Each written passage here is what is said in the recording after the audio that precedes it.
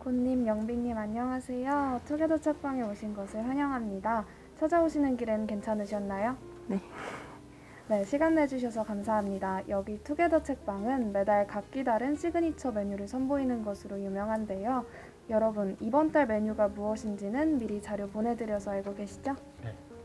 좋습니다. 그럼 어서 만나볼까요?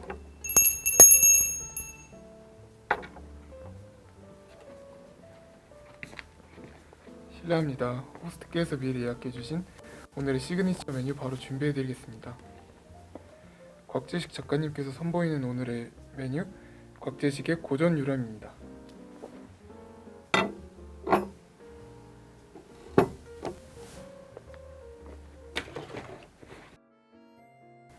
고전과 과학의 기묘한 만남. 오늘 만나볼 책 곽재식의 고전 유람은 설화, 전설, 민담, 필록 등 신기하고 흥미로운 고전의 세계를 과학적 원리로 색다르게 접근합니다. 누구에게나 익숙한 이야기의 고전일지라도 풍성한 과학적 상상력을 덧붙여 놓고 보면 옛 문학작품도 처음 읽을 때와는 사뭇 그 느낌이 달라지는 것 같은데요. 곽재식 작가는 이 책을 통해 고전은 고리타분하다라는 고정관념을 시원하게 날려버리며 과학이라는 도구를 활용해 독특한 방법으로 옛 이야기에 살을 붙여 나갑니다. 과학의 눈으로 추측하고 상상하는 옛날 옛적 이야기, 그 색다른 내용을 함께 살펴볼까요? 오늘 투게더 책방에서 선보일 책은 곽재식 작가님의 곽재식의 고전 유람입니다. 그럼 지금부터 투게더 책방의 5번째 영업을 시작하겠습니다. 먼저 자기소개부터 부탁드릴게요. 곤님부터 해주시면 됩니다. 안녕하세요. 안녕하세요. 사학과 다니고 있는 송영근입니다. 반갑습니다. 네, 그러면 이번 달 투게더 책방에 소개되는 책이 2가지였는데요. 왜 곽재식의 고전 유람을 선택하셨나요? 영빈님부터 답변 부탁드릴게요. 사학과에는 삼국지나 삼국사기 같은 우리 고전, 동양 고전들을 원문을 읽고 해석하는 수업들이 많은데요. 그것 때문인지 이제 고전에 대해서 굉장히 친숙한 면이 있었고, 그리고 이제 이 고전을 과학이라는 시각으로 새롭게 바라봤다는 점에서 책이 재밌을 것 같아서 선택했습니다. 네, 곤님은 왜 선택하셨나요? 저는 문예창작 전공이어서 문학이나 인문학 도서는 많이 읽거든요. 근데 그러다 보니까 어느 순간부터 편독을 하게 되더라고요.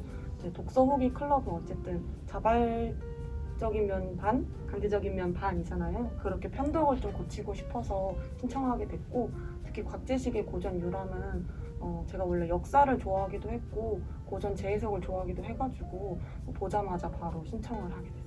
네, 좋습니다. 그럼 본격적인 좀 리뷰 질문 드릴게요. 첫 번째 질문은 곽재식의 고전 유람은 괴이한 생명체, 기묘한 현상, 이상한 믿음, 신성한 우주론으로 주제를 정해서 총 16편의 이야기를 만나볼 수 있는데요.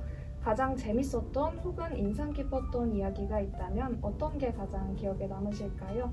곤님부터 답변 부탁드릴게요. 저는 책의 6번째 챕터에 있는 백제의 멸망하고 적조 현상에 대한 이야기가 가장 기억에 남아요. 삼국 사기에 백제가 멸망할 즈음에 강물이나 오물물이 핏빛으로 물들고 강에 커다란 물고기 사체가 떠올랐다는 기록이 있어요.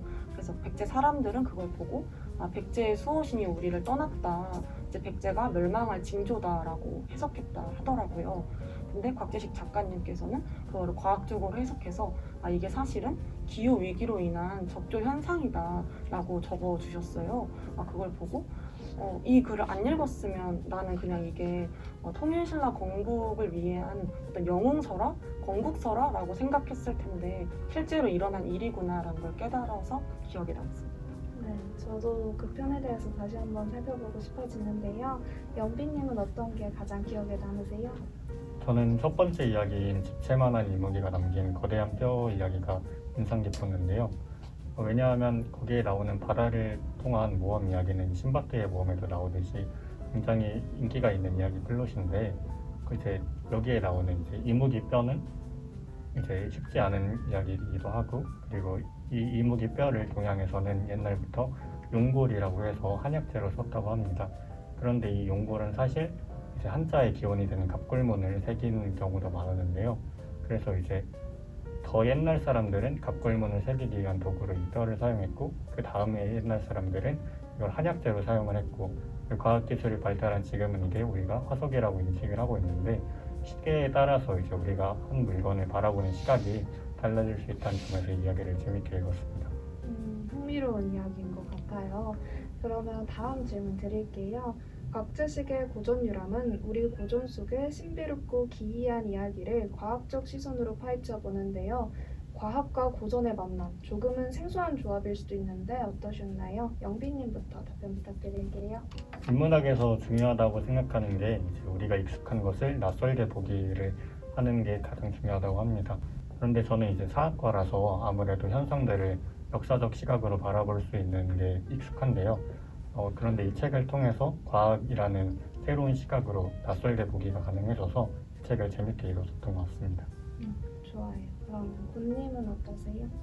사실 과학하고 고전의 만남은 저에게도 굉장히 낯선 만남이었는데요. 책을 읽으면서 이게 전혀 낯선 조합이 아닐 수도 있겠구나라는 걸 깨달았어요.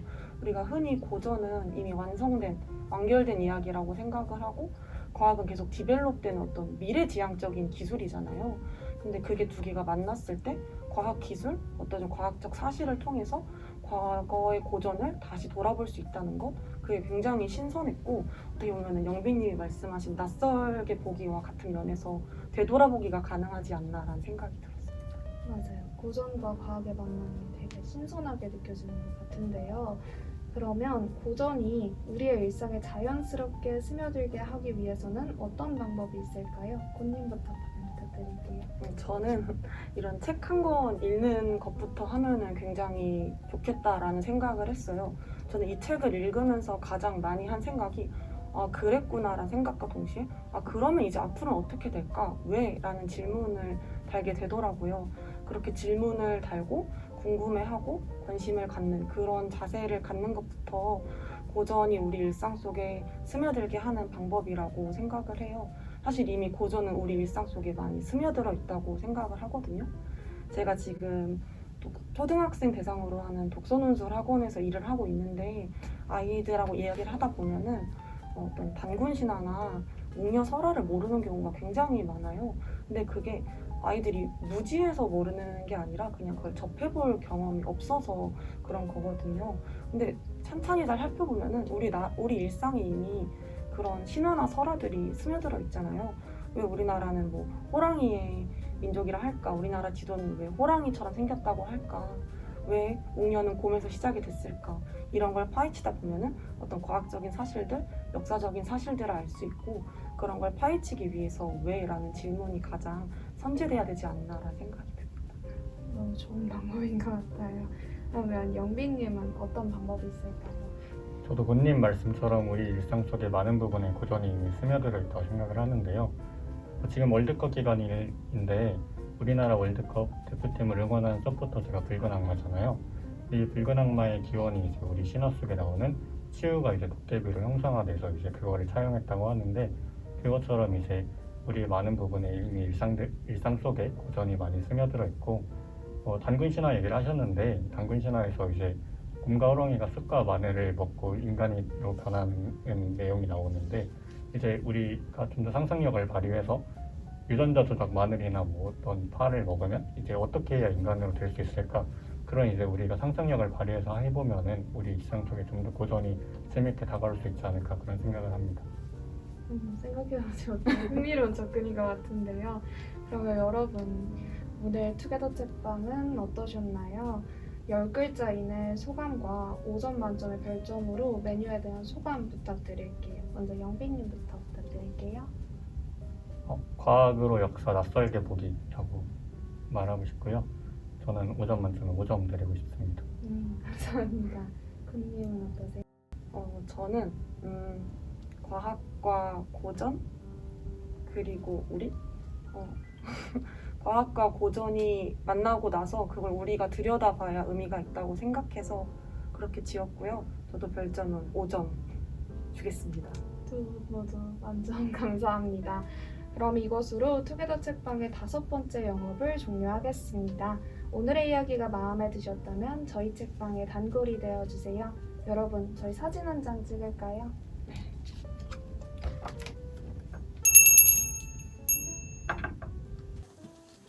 사진 촬영 도와드릴까요? 네.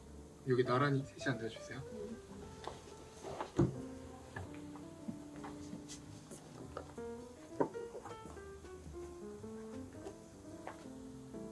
찍겠습니다. 하나, 둘, 셋.